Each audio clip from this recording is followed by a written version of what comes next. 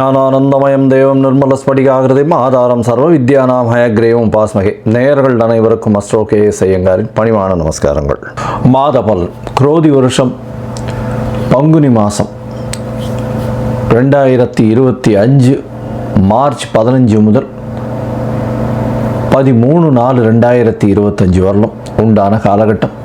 பொதுவாகவே மாத பலன் அப்படின்னு சொல்லும் பொழுது இந்த மாதத்தினுடைய கோள் சாரம் என்ன, இந்த மாதத்தில் வரக்கூடிய விசேஷ நாட்கள் என்ன அப்படின்றதையும், உங்களுக்கு எந்தெந்த நாட்கள் சந்திராஷ்டம நாட்கள் அப்படின்றதையும் வச்சு இந்த மாதத்தை சொல்லுவோம்.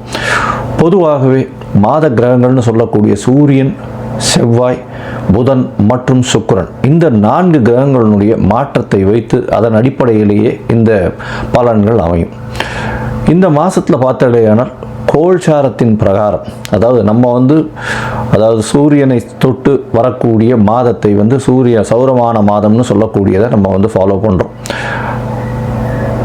ஆந்திரா, கர்நாடகா இந்த மாதிரியான ஸ்டேட், அதாவது மாநிலங்கள் எல்லாம் பார்த்திங்கன்னா அவங்க சந்திரமான மாதங்கள் அப்படின்னு சொல்லக்கூடியதை ஃபாலோ பண்ணுறாங்க. சந்திரமான மாதம் அப்படின்னு சொல்லக்கூடியது பௌர்ணமிக்கு அடுத்த நாளோ அமாவாசைக்கு அடுத்த நாளோ வரக்கூடிய பிரதமையை எடுத்து மாதத்தின் முதல் நாளாக கொண்டு செய்யக்கூடியது. நம்ம சூரியன் ஒரு ராசியிலிருந்து அடுத்த ராசிக்கு போகக்கூடிய விஷயத்தை வச்சு தான் நம்ம மாதத்தை சொல்கிறோம், மாதம் பிறக்கிறத சொல்கிறோம். இப்போ பங்குனி மாதம் அப்படின்னு சொல்லும்போது கடைசி மாதம் இந்த குரோதி வருஷத்தில். இந்த மாதத்தினுடைய கோள்சாரம் என்னன்னு பார்ப்போம். இந்த மாதத்தில் காலபுருஷ தத்துவத்தின் 2வது வீடுன்னு சொல்லக்கூடிய ரிஷபத்தில் குரு, மிதுனத்தில் செவ்வாய், கன்னியில் கேது, அது தவிர பார்த்தடையானால் கும்பத்தில் சனி, மீனத்தில் ராகு, சுக்கிரன், புதன் மற்றும் சூரியன், 4 கிரகங்கள். இந்த மாதத்தில் வரக்கூடிய மாற்றங்கள் அப்படின்னு பார்க்கும்பொழுது புதன், அதாவது 18ஆம் தேதியே 18/3/2025 அன்றைக்கே வக்கரகதியில் கும்பத்துக்கு வந்துடுறார். இந்த மாதத்தில் செவ்வாய் 7/4/2025, அதாவது பங்குனி மாத கடைசியில் செவ்வாய் மிதுனத்திலிருந்து கடகத்துக்கு போகிறார். ஒரு வாரம் தான் இருக்கும். ஒரு செவ்வாய் போனதுக்கப்புறம் ஒரு வாரத்தில் மாதம் மாறிடுறது. புதன் இந்த மாதத்தினுடைய கடைசி, அதாவது 10/4/2025 அன்னைக்கு அவர் மீனத்துக்கு போயிடுறார். ஸோ இந்த மாதத்தில் மாற்றங்கள் அப்படின்னு சொல்லக்கூடியது அப்படின்னு பார்த்தோம்னா இந்த சில விஷயங்கள் தான். இந்த மாதத்தில் இருக்கக்கூடிய யோகங்கள்னு பார்த்தலையானால் குருவும் சுக்கிரனும் பரிவர்த்தனை பெற்று இருப்பது பெரிய ஏற்றம். அது தவிர புதன் ஆரம்பத்திலையும் சரி கடைசிலையும் சரி நீச்சமாய் போனாலும் நீச்ச பங்கம் அடைகிறது பெரிய விசேஷம். சனியும் ஆட்சி பெற்று இருக்கார் கும்பத்தில். இதனால் இந்த மாதத்தினுடைய பலன்கள் இதனுடைய பொறுத்து வருட கிரகங்களாக இருந்தாலும் மாத கிரகங்களுடைய விசேஷத்தை பொறுத்தே நல்ல ஒரு ஏற்றத்தை கொடுக்கும். சரி, இந்த மாதத்தில் வரக்கூடிய விசேஷ நாள் அப்படின்னு சொல்லக்கூடியது இந்த மாதத்தில் வரக்கூடிய பங்குனி அமாவாசை. பங்குனி அமாவாசைன்னு சொல்கிறது 29/3/2025 அன்னைக்கு சூரியனும் சந்திரனும் ஒரே பாகையில் ஒரே ராசியில் இருக்கும் பொழுது வரக்கூடியது பங்குனி அதாவது அமாவாசைன்னு சொல்கிறோம். 0 டிகிரி சூரியனும் சந்திரனும் இருக்கக்கூடிய காலகட்டம்.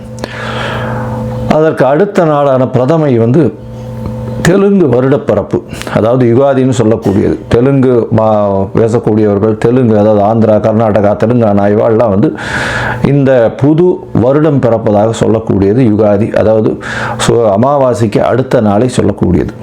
தெலுங்கு வருடப்பிறப்பு பெரிய ஏற்றத்தோடு கொண்டாடக்கூடியது.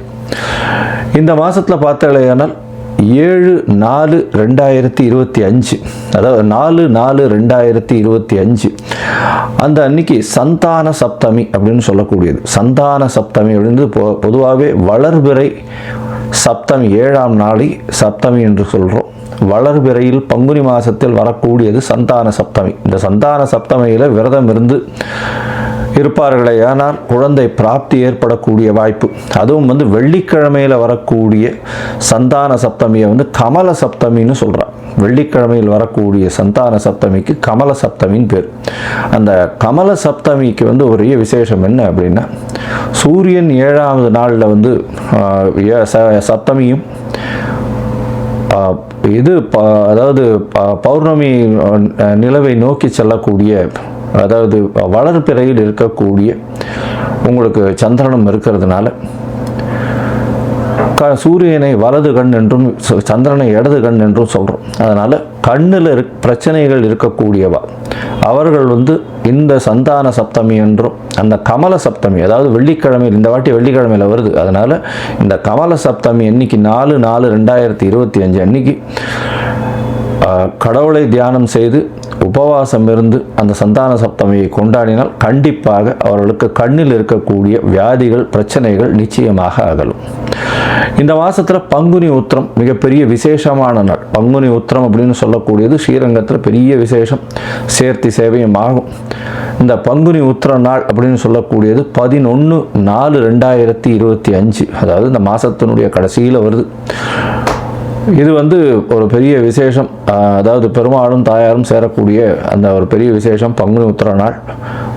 வைணவர்களுக்கு பெரிய ஏற்றம், அதை தவிர சுப்பிரமணிய கடவுளுக்கு பெரிய ஏற்றத்தை சொல்லக்கூடிய நாளாக பங்குனி உத்திரம் சொல்கிறது. அதுவும் திருமணத்திற்கு உகந்த நாளாக சொல்லக்கூடியது பங்குனி உத்திரம். அதற்கு அடுத்த நாளான 12/4/2025 அன்னைக்கு பௌர்ணமி. பௌர்ணமின்றது வந்து சூரியனும் சந்திரனும் ஒருவருக்கொருவர் 180 பாகையில் இருக்கக்கூடியது. பௌர்ணமி யோகத்தில் பிறந்தவர்கள் நாடை ஆளுபவர்கள் அப்படின்ற அளவில் வந்து பௌர்ணமி யோகம் இருக்கக்கூடியது எப்பொழுதுமே.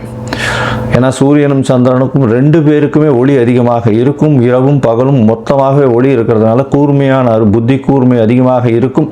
எந்த ஒரு விஷயத்திலும் ஒரு அதாவது வெற்றியை நோக்கி, அவர்களுடைய இலக்கு வெற்றியை நோக்கி இருக்கக்கூடிய காலகட்டமாக இருக்கும். எல்லா விஷயத்திலையும் வெற்றி பெறக்கூடிய வாய்ப்புகள் மிகவும் அதிகம். இந்த பங்குனி உத்திரம் பௌர்ணமி இந்த மாதம் வந்து ரொம்பவும் விசேஷமான காலகட்டமாக அமைய போகிறது. சரி, இந்த மாதத்தில் ஒரு ராசிக்கும் மேஷம் முதல் மீனம் வரை எப்படி இருக்குது அப்படின்றத பார்க்கலாம்.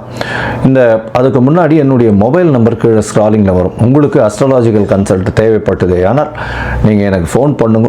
உங்களுடைய date, time, place of birth, உங்களுடைய பெயர், தாய் தந்தையின் பெயர் இது வரலாம் அனுப்புங்க. என்னுடைய கட்டணம் என்னன்னு சொல்கிறேன். என்னுடைய கட்டணத்தை செலுத்திட்டு அதற்கு உண்டான யூடிஆர் நம்பர் ஷேர் பண்ணுங்க. உங்களுக்கு ஜாதகத்தை போட்டு சந்தி இருக்கான்னு பார்த்துட்டு, அதாவது பாத சந்தி, நட்சத்திர பாத சந்தி, லக்ன பாத சந்தி இதெல்லாம் இருக்கான்றதை முதல்ல பார்த்துட்டு உங்களுடைய ஜாதகத்தை போட்டு அதுக்கப்புறம் அப்பாயின்மெண்ட் தரேன். அதுக்கு ஏற்ற மாதிரி நம்ம அப்பாயின்மெண்ட்டில் பேசலாம். ஏன்னா எனக்கு வரக்கூடிய ஜாதகத்தில் பார்த்தாலேனால் 50லேருந்து 70 விழுக்காடு பர்சன்டேஜ் 50 வயசுக்கு மேலே ஆனவாள்லாம் வந்து இந்த பின்ன நட்சத்திரங்களில் இருப்பா, அதாவது உடைந்த நட்சத்திரங்களில் இருப்பா, புனர்பூசம் 3ஆம் பாதத்தில் இருப்பா. அவள் வந்து புனர்பூசம் 3ஆம் பாதம் அப்படின்னு சொல்லிட்டு மிதுன ராசியை சொல்லிட்டு இருப்பா, ஆனால் கடகராசியில் இருப்பா. அதே மாதிரி மிருகசீரிஷம்னுவா, மிருகசீரிஷம் ரிஷபமா மிதுனமா மாறி இருக்கும். இந்த மாதிரி விசாக நட்சத்திரம் துலாமா இல்லை இது விருச்சிகமான்றது மாறி இருக்கும். இந்த மாதிரியான விஷயங்கள்னால அவளுடைய தசாபுக்தி அந்தரம் சூக்ஷ்மம் எல்லாமே மாறக்கூடிய வாய்ப்புகள் உண்டு.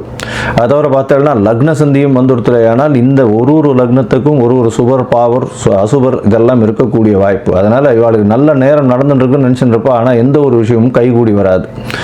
அது ஒரு மிகப்பெரிய பிரச்சனையில் போய் விட்டுருக்கும். அதனால் அவளுக்கே புரியாது. முதல்ல வந்து இந்த சந்தி இருக்கான்றதை செக் பண்ணிவிட்டு பார்த்துட்டு ஜாதகத்தை போட்டதுக்கு அப்புறம் தான் உங்களுக்கு நாங்கள் அப்பாயின்மெண்ட் தர முடியும். சரி, இப்போது பங்குனி மாதம் குரோதி வருஷம் மேஷம் முதல் மீனம் வரை 15/3/2025 முதல் 13/4/2025 வரை உண்டான காலகட்டத்தில் எப்படி இருக்குன்றதை ஒன்றொன்னா வருஷப்படுத்தி பார்க்கலாம். கடகம், புனர்பூசம், பூசம், ஆயில்யம் இந்த 3 நட்சத்திரம் 9 பாதங்களை கொண்ட ராசி. ராசியின் அதிபதினு சொல்லக்கூடியவர் அதிவேகமாக செல்லக்கூடிய சந்திர பகவான். பொதுவாகவே பார்த்தோம்னா இந்த மாத கிரகங்கள் அப்படின்னு சொல்லக்கூடியது சூரியன், செவ்வாய், புதன் மற்றும் சுக்கிரன், இந்த 4 கிரகங்களை பற்றி சொல்லுவோம். இந்த மாதமான பங்குனி மாதத்தில் பார்த்தோம்னா 15/3/2025 13/4/2025 வரலும் உண்டான காலகட்டத்தை பற்றி சொல்கிறோம். இந்த காலகட்டத்தில் பார்த்தோம்னா உங்களுக்கு ஒரு பெரிய ஏற்றம் என்ன அப்படின்னா, குரு 11ஆம் இடத்துல இருக்கிறதும் அவர் பரிவர்த்தனை யோகம் பெற்று இருக்கிறதுனால நல்ல ஒரு ஏற்றம். இதனால் பார்த்தோம்னா நினைத்த காரியங்கள் எல்லாமே நடக்கும். திடீர் மாற்றங்கள் ஏற்படக்கூடிய வாய்ப்பு. இவ்வளோ நாளாக வந்து உங்களுக்கு பிரச்சனைகள் இருந்துகிட்டே இருக்கும், தடங்கள் வந்துட்டே இருக்கும். அந்த தடங்கள்லாம் இல்லாமல் இருக்கக்கூடிய காலகட்டமாக அமைய போகிறது. இந்த மாதத்தில் பார்த்தோம்னா குருவும் சுக்கிரனும் பரிவர்த்தனை பெற்று சுக்கிரன் உச்சம் பெற்று இருக்கிறது, 11ஆம் அதிபதி உச்சம் பெற்று இருக்கிறது பெரிய ஏற்றம். 11ஆம் அதிபதி உச்சம் பெற்று இருக்கிறதுனால என்ன அப்படின்னு பார்த்தாலேனா லாபங்கள் அதிகமாக இருக்கும், தொழிலில் பெரிய அபிவிருத்தி இருக்கும், தொழிலில் இன்வெஸ்ட்மெண்ட்டு கொஞ்சம் அதிகமாக இருந்தாலும் அதில் ஒரு பெரிய மாற்றங்கள் இருக்கக்கூடிய காலகட்டமாக அமையப்போகிறது. உங்களுக்கு பார்த்தாலேனால் 12ஆம் இடத்துல இருக்கக்கூடிய செவ்வாய் உங்களுடைய தூக்கத்தை கலைக்கக்கூடிய வாய்ப்புகள் நிச்சயமாக உண்டு. அது தவிர பார்த்தோம்னா உங்களுடைய ராசிக்கு 8ஆம் இடத்துல சனி பகவான் ஆட்சி பெற்ற மூல திரிகோண வீட்டில் சனி பகவான், அதாவது அஷ்டமத்து சனி. உடல் நலத்தில் சற்று ஜாகிரதையாக இருக்கணும், வண்டி வாகனங்கள் போகிறதுல ரொம்ப ஜாகிரதையாக இருக்கிறது ரொம்பவும் நல்லது. முயற்சிகளில் இவ்வளோ நாளாக ரொம்ப தடங்கள் இருந்துகிட்டே இருந்திருக்கும். குருவின் பார்வை 3ஆம் இடத்துல உழறது பெரிய ஏற்றத்தை கொடுக்கக்கூடிய காலகட்டமாக அமைய போகிறது. திருமணத்திற்கு பார்த்து கொண்டு இருப்பவர்களுக்கு நல்ல ஒரு ஏற்றம் கிடைக்கும். கூட்டு தொழிலில் பார்த்தோம்னா நல்ல ஒரு ஏற்றமும் மாற்றமும் உங்களுக்கு கிடைக்க போகிறது. உங்களுடைய ராசிக்கு பார்த்தலையானால் அதாவது 9ஆம் இடத்துல சூரியன் இருக்கிறதுனால தந்தையோட அந்த அளவு இணக்கம் இருக்கக்கூடிய வாய்ப்புகள் இல்லை. தந்தையோட இணக்கங்கள் சற்று பாதிக்கும். குடும்பத்தில் சிறு சிறு பிரச்சனைகள் வந்தாலும் குருவினுடைய 11ஆம் இடத்து குரு இருக்கிறதுனால நல்ல ஒரு ஏற்றம் கிடைக்கக்கூடிய காலகட்டமாக அமைய போகிறது.